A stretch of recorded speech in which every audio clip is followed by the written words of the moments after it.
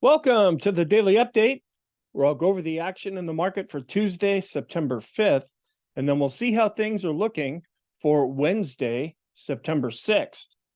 And welcome back after the Labor Day weekend. I hope you all had a very nice 3-day span where you could just do something that you really enjoy. We had a bit of a down day. It was more negative than positive, at least on the surface, but we have our large cap growth that seems to be holding up right now. And the big stocks did better in Tuesday's session. Where we saw some real weakness was in the mid caps and the small caps, and I'll go through that. We're still positive. It's looking like we're working off this short-term overbought condition, but we're also in a real negative seasonal time right now. September tends to be the worst month of the year. So there's sometimes a self-fulfilling prophecy to all of that, but we'll just keep looking at our charts and try to determine where things are at right now. First of all, thank you to those that did attend the online course on Monday. I did it from beginning to end, where I did 3 hours, right from start to finish. And the recordings of that, I broke them up into 3 different sections: the first hour, the second hour, and the third hour. And those are available on YouTube and Rumble if you want to go back and watch those. I will be doing the same course this upcoming week from Monday through Wednesday, September 11th through the 13th. Instead of being 3 hours long, this session will be 1 hour each, spread over 3 days from 12 to 1 p.m. Eastern. And I will be recording this again. Even though I'm going over the same material, you never know, there might be some slight deviation as I'm going through some things. But if you can't make that, there'll be the recordings for both that are available to you. I spent the first hour going through just my consensus approach to technical analysis. And I really just dealt with my philosophy behind this. I didn't show a lot of charts. I didn't really go through different indicators. I just mainly explained, how did I come to what I use right now? Then in the second part, that ended up being a little bit longer, where I talk about some strategies. I kind of hit them from a high level. And then the last section dealt with support and resistance. And I was able to keep it within the 3 hours total. The first hour and the third hour were a little bit shorter than the hour long, where the second section on strategies ended up being a little bit, excuse me, ended up being a little bit longer. The one thing that I did do after testing YouTube and Rumble with the streaming, and it was doing okay, but not great, I just decided to go over and switch to Zoom. And that's what I'm going to do for the upcoming session as well. And it'll be the same link that I've already posted in the community tab, but I'll post that again before Monday, Tuesday, and Wednesday. So you can just click on that and then come join in the Zoom room for that. So I hope you can get some benefit out of that for yourself. Let's go back and talk about what happened. Right at the open, we had a lower open, and prices found support at S1 at 44.98. So yes, we've dropped below 4,500. We tried to go back up from there, but then we hit resistance at the unchanged level, which is pretty common when we're down and going back up, or up and coming down. The unchanged level ends up being a support or resistance level. As the day went on, then we just chopped. We chopped between the unchanged level and S1, and then we closed at the low for the session, which was S1. And we were down 0.42%, and volume picked up, but it's still below average. Our technicals were leaning more towards the positive side. In the short term, we're a bit overbought, and we still have some charts that are indicating that. But with the down day, we had a few of those things drop off of our list. But as I said, we're in this negative seasonal time. And what's going to win out going forward from here? It's about inflation and interest rates and growth concerns that have been going on now for quite some time. What are some comments? The S&P closed just slightly below 4,500. Small and mid-cap growth saw the largest losses. Actually, indexes themselves really were down, and I have some charts to show you, but growth also suffered, where the mega caps held up just a little bit better in Tuesday's session. And this is being attributed to rising interest rates, and oil continues to go up. And this is providing headwinds for stocks to go higher. we're still dealing with the current scenario. We might drift over into a new scenario, but we're still dealing with this, that the economy is stronger than expected. Okay, that has shifted because a lot of the economic reports that have been coming out have been weaker than expected. And so that's what's given stocks a boost. But this idea that the Fed is going to have to keep rates higher for longer, that's still out there. And the market knows that. And it's been baked into what's happening. And potentially, if we start to get strong again, the Fed might have to come in and actually raise rates. The weakness that we're seeing in the Chinese economy, that's still there. And then some new things that are kind of coming into this picture is that the rise in oil is causing concerns because Saudi Arabia and Russia, they've cut back on their oil production, and they say they're going to keep doing that. And that's why we're seeing oil going up. The home builders were weak also. And this has been a stronger area in 2023, especially when you relate it to the rise in interest rates. But this is more concerns about rising interest rates again, and that mortgage rates are going up. So this might filter over into the whole home builder section. Now, we've seen weakness in real estate and in other areas. It's kind of wasn't coming into the home builders area, but now maybe that could be coming in. Goldman Sachs came out and they say that they only see a 15% chance of the US going into a recession. They had dropped, they had been at 25%, then they dropped to 20. That was their current stance. And now they've dropped down to 15. So we're getting closer to this idea that possibly we'll see a soft landing. We see evidence in both directions. Some of the charts that we look at are like, yeah, every time we've seen these charts show what they're showing now, that's kicked us into a recession. Plus, we're dealing with inverted yield curves. But then we have other charts that are more the official definition of a recession, and those charts continue to hold up fairly well. And that's the debate that continues to go back and forth.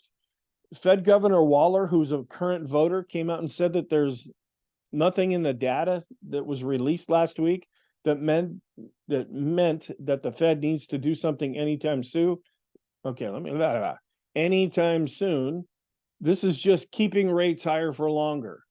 And this means that the Fed can sit tight with its current policy rate. The market could have just shot up with that, thinking, okay, maybe they're done raising rates. It really didn't have that much of an impact, but we've kind of been working through that scenario as lately as well. On a short-term basis, our list is a little bit shorter. We have the CMB composite. This is coming down, but it's still extreme positive. The Stochh RSI and the Williams percent are, and the stochastics. And I have the charts to show this to you. The dollar was up slightly, and interest rates were also up, and that's giving some headwinds. The yield curves that we follow are still inverted. And this is interesting. Sentiment actually picked up, even on a down to sideways day. We were at 55 and it ticked up to 59, and that kicks us more into the positive category. Our trend, nothing has really changed there. It's positive. The green line's on top, both with the short and intermediate term ADX. They're both below their moving averages. That suggests that there's a weakening trend. And they're both below 20, suggesting that we're not in a trending environment, but we would lean more to the positive side because the green lines are on top. However, with the down day, they're turning down slightly. With the down day that we saw, the bias has switched over to negative, and I've changed our momentum over positive because we were having a good week last week, but now mixed because we're coming in after a 3-day weekend. We'll get some more economic reports. More folks will be coming back. We might see a pickup in volume again, and we'll have to see how things play out going forward.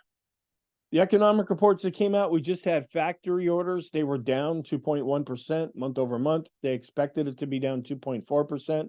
So that was down, but not as much as that it had been expected, where last time it was up 2.3%. When you take out transportation, they were up 0.8% month over month. That's greater than the rise that we saw of 0.3% last time. And then shipments of manufactured goods were up 0.5% month over month. Last time it came in up 0.2%. And here's a chart just showing the overall factory orders, where they've been flattening out a little bit after they had been declining. If we could turn and start to go back up, that might suggest that things are improving economically.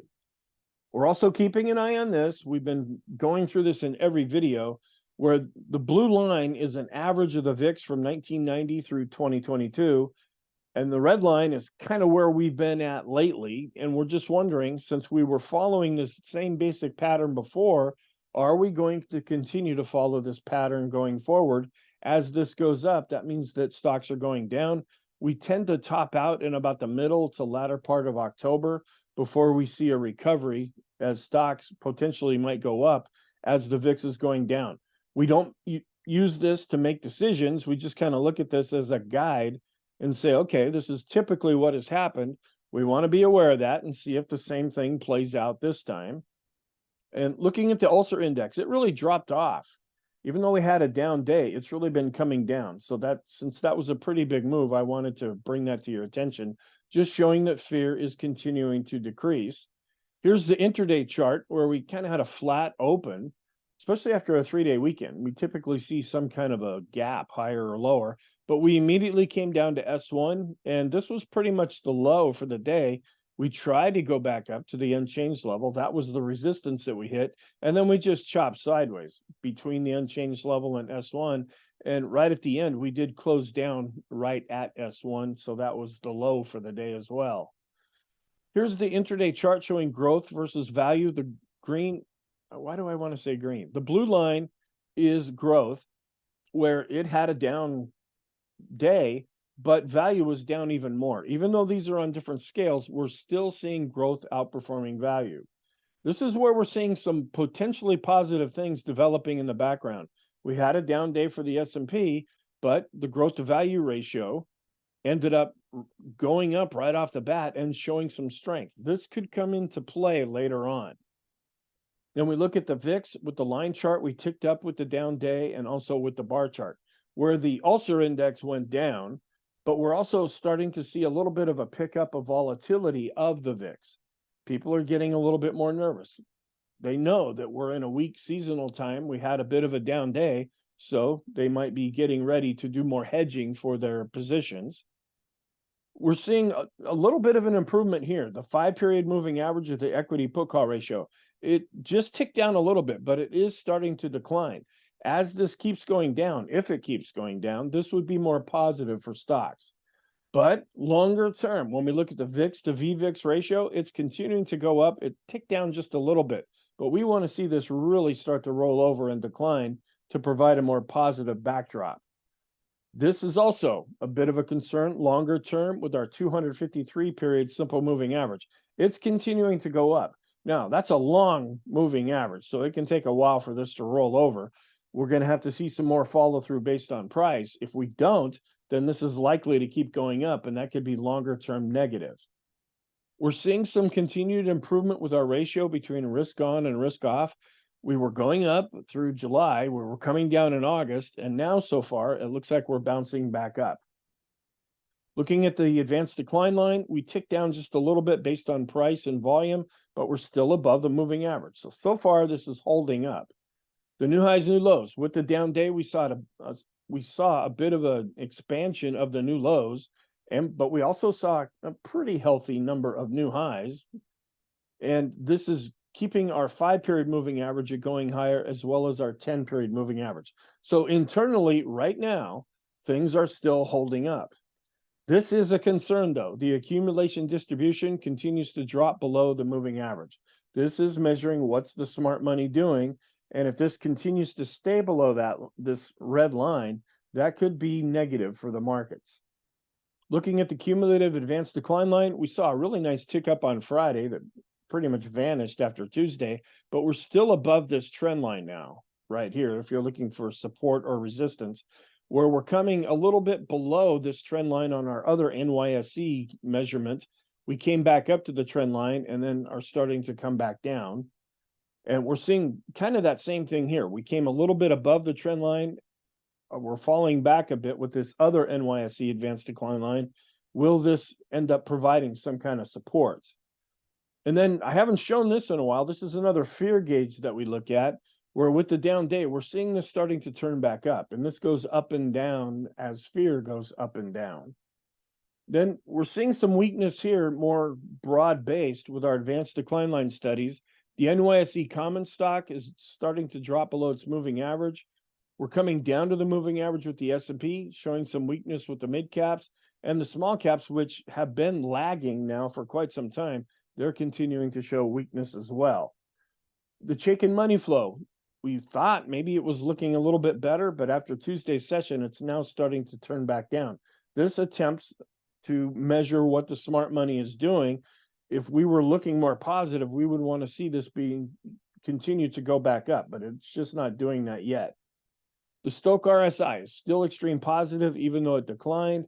The Williams percent R also declined and is still extreme positive. We had the CCI 14 and 20. Those fell off of the list.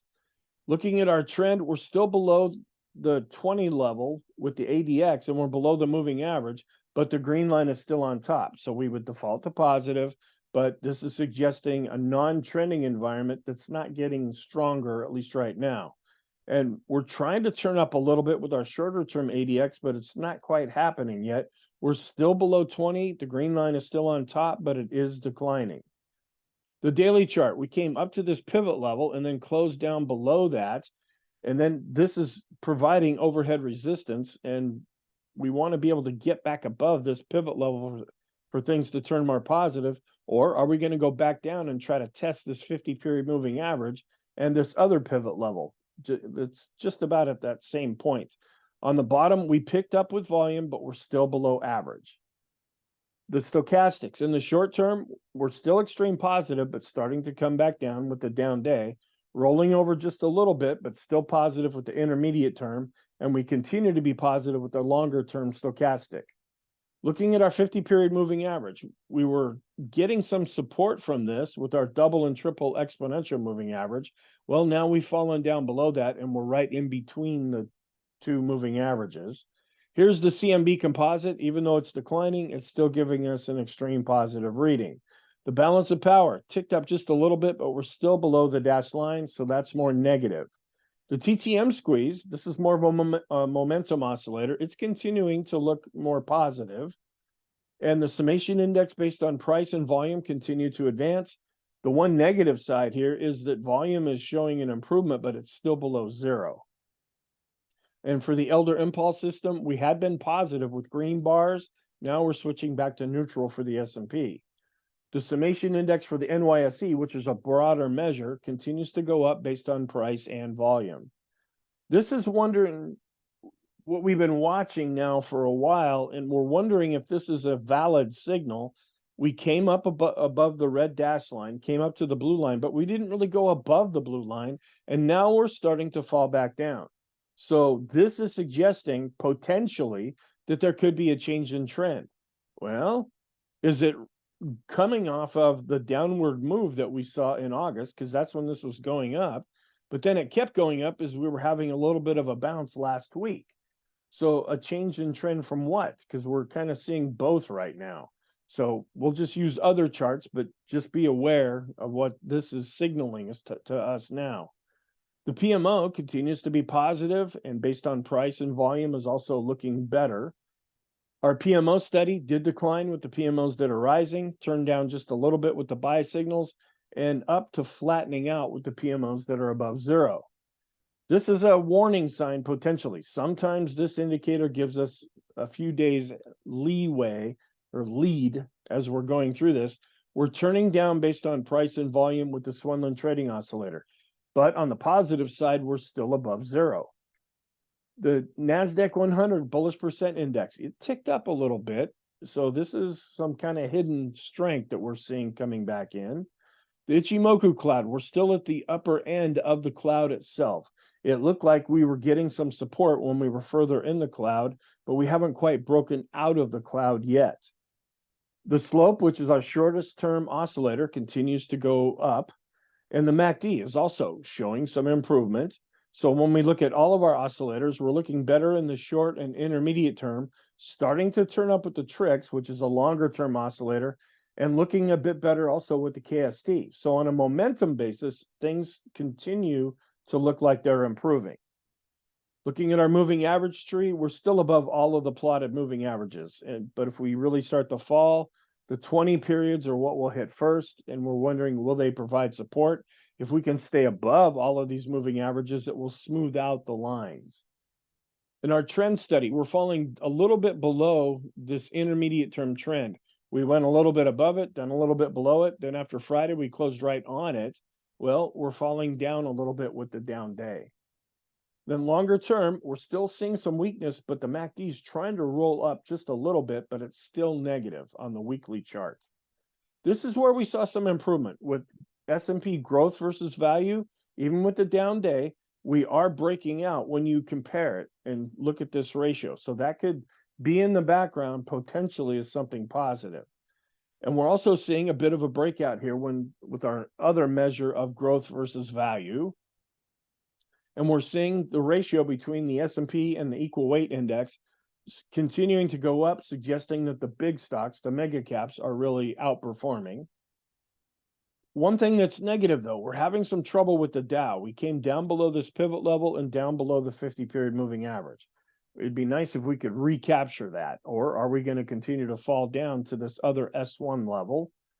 The diamonds have switched from being positive to now being negative with a red bar.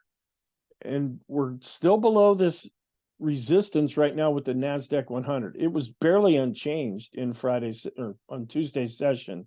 But we want to be able to break out above this, stay above this previous all-time high, and stay above the 50-day moving average. If we start to lose these levels, that will turn things more negative.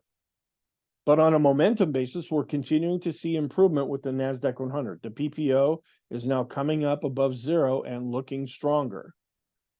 Looking at the NASDAQ, we're also still below this previous resistance level and have not been able to break out above that yet.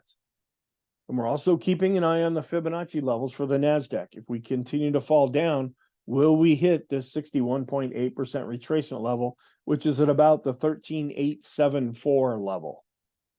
The FANG index, this is a little more positive. We were, even with the down day, it was up over 1%, and we're still above this 50-period moving average. Again, just proving that the mega caps did better. This is where we saw some real weakness. The small cap index, it not only fell below its 50-day moving average, it came back down to its 200-day moving average. And we're also seeing some real weakness with the Russell small cap index. We're dropping below 50 with the RSI. After breaking above this support/resistance level, we've now come back down below that, and we're also back down below the 50-day moving average. The MACD is still positive, but with the down move that we saw, is starting to roll over. When we look at the Elder Impulse system for the small caps, been going up nicely with green bars. Then after Tuesday, poof, it's now changed to a red bar. And we really saw the ratio decline when we compare small caps to the S&P. It really declined in Tuesday's session. With the mid caps, also, they were looking better, breaking out above resistance. We hit this pivot level, and that's pretty much where we topped out. We fell back below the 50-day moving average, and we are continuing to fall again.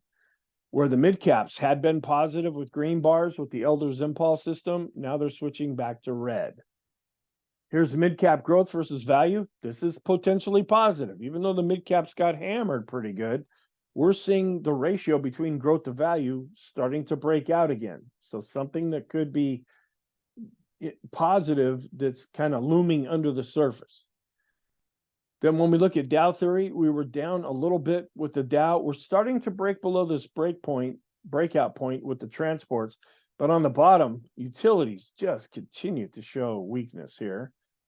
And then looking at home construction, where it had been showing some real relative strength compared to bonds, well, it really turned down in Tuesday's session. And we've been seeing some recent weakness lately, but this is more exaggerated than what we've been seeing.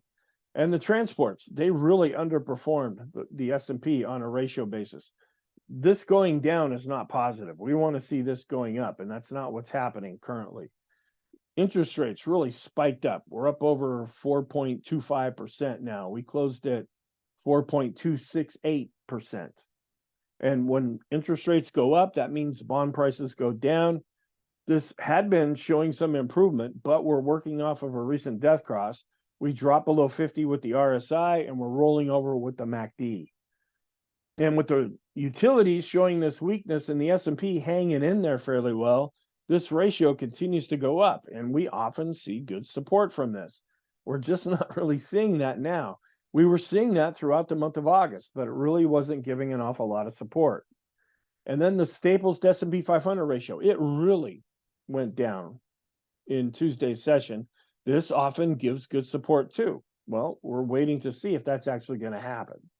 And then we have the latest email from Tom Bowley for the month of September. September is the worst calendar month, where the things that are hot include real estate, or excuse me, the things that are not hot are real estate, and it's certainly living up to that. Where the areas that are hot include the industrials, and they tend to perform better right now. At the beginning part of the month, we tend to see some kind of a bounce based on his research. We're kind of starting to go beyond that now, where we might be heading more into the weaker period. And then we tend to see a bounce later in the month, and then weakness going into the end of the month.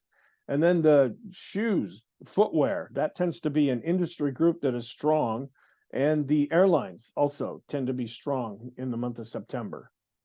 So what's our outlook for Wednesday? We're still dealing with earnings reports that are being released. The technicals are positive, but I'm saying that we're still working off this short-term overbought condition. We're not seeing an awful lot of damage for the S&P, at least right now. But if this really gets some momentum behind it and starts to shift lower, then that could turn things more negative. But we're still not in a trending environment. We will get the weekly MBA mortgage applications index, the trade balance, the S&P Global U.S. Services PMI, and the big one is going to be the ISM non-manufacturing index. Keeping an eye on all the geopolitical events like we always do, but for the markets, it's about inflation, interest rates, and growth concerns, and what the Fed might do. And we're kind of keeping an eye on oil as well, since that's having some problems producing the ability for the S&P to go up currently. Here's the updated calendar for the week, where we had Monday and Tuesday. We're coming into Wednesday now, showing what will come out, and then not anything all that major for the rest of the week. We do get some reports, but it's going to be about what we're seeing happening on an intermarket analysis basis between interest rates, oil, and stocks, and how they are acting with each other. For the Stock Traders Almanac statistics for September 6th, we're neutral to positive across the board with the Dow, S&P, and NASDAQ. And I still haven't received the updated charts here, where sometimes during this time we see a bit of a bounce, which we were kind of seeing last week, but then after that we might see some weakness. Also kind of seeing that same thing for the NASDAQ, where we're coming into September, where sometimes it tends to be a better month during a pre-election year. And so far, at least for the bigger NASDAQ stocks, that seems to be playing out. And then for the S&P, we see some initial strength in September and then some weakness. And we're wondering, are we going to start coming into the weakness that historically we have seen? And then going back to 1950, when you take all the pre-election years, we're only up 33 1/3% of the time during pre-election times. So the scenarios, not going with the down one right now because our charts are still positive overall, even though we're working off this short-term overbought condition, but we're not trending. We're leaning more towards the positive side, but we're not trending. So to really jump on the positive side, it might be a little premature for that. So we're kind of still leaning more towards the sideways trend because the ADX, both of the charts that we look at are below 20. They're below their moving averages, although the green line is on top. So if anything, we would default to positive. The warning signs, we're wondering about this convergence of these short to intermediate term signals that we saw. That's what pulled us lower in August. And we thought maybe we're beyond them now when we saw last week showing some real improvement, but we'll have to see how this week plays out. The longer term trend signals, those are the weekly charts of the S&P and the NASDAQ 100. We're still below those trend lines. Seasonally and historically, September tends to be a weak month. The long-term equity put call ratio is still turning up, and that's a bit of a concern. The cumulative new highs and new lows for the NASDAQ continue to show weakness. The 3-month yield is still above where it was back in 2007, and it's not rolling over at this point. And then earnings season, as those reports are released. The longer-term seasonality and setups, those are still positive, and that's part of our positive list here. The daily special K chart is still positive, where the weekly chart is still negative. The equity put call ratio, it's turning and starting to go back down. That's the 5-period one that we look at. So that is switched over now to this positive list. The S&P is still above the downtrend channel upper line. The risk on posture still seems to be improving. The oscillators for the S&P and the NASDAQ 100 are showing some improvement. The S&P is really outperforming utilities, but it doesn't seem to be helping all that much. And the staples are really underperforming the S&P, so that ratio is declining, but that doesn't seem to be helping, at least yet. The Russell, the small caps, and the mid caps are still having work. They've just recently generated golden crosses, where small and mid cap growth continues to be positive, and the financial sector has generated a recent golden cross. The parabolic SAR daily chart is positive. The Copic curve generated a signal last week, and that is still valid. So our conclusion, we're turning more positive, but we're working off of this short-term overbought condition, and we're not trending. So in the short term, we're still not trending. Intermediate term, we're not trending. Long term, we still continue to be positive. So thank you. I hope you found this helpful. I hope you have a really good day, and I will talk to you in the next video.